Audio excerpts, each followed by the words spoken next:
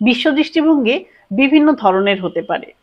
তা হতে পারে অবৈজ্ঞানিক বা বৈজ্ঞানিক, হতে পারে ভাববাদী বা বস্তুবাদী, আবার তা হতে পারে ধর্মীয় বা নিরীশ্বরবাদী, হতে পারে প্রতিক্রিয়াশীল অথবা প্রগতিশীল। ভাববাদী বিশ্বাসী একজন মানুষ হয়তো বিশ্বাস করে ঈশ্বর এই পৃথিবী সৃষ্টি করেছেন এবং তার আদেশই নৈতিকতার ভিত্তি, এর কোনো পরিবর্তন নেই। অন্যদিকে একজন বস্তুবাদে বিশ্বাসী মানুষ মনে করে এই জগৎ বস্তুগত এবং এটা পরিবর্তনশীল। সমাজের ভিত্তি হলো শ্রেণীগত উৎপাদন সম্পর্ক এবং মানুষের নৈতিক কর্তব্য হলো শোষণমুক্ত সমাজ নির্মাণ। পৃথিবী সম্বন্ধে মানুষের সাধারণ অভিমতের প্রথম রূপ ছিল ধর্মীয় বিশ্বদৃষ্টিভঙ্গি।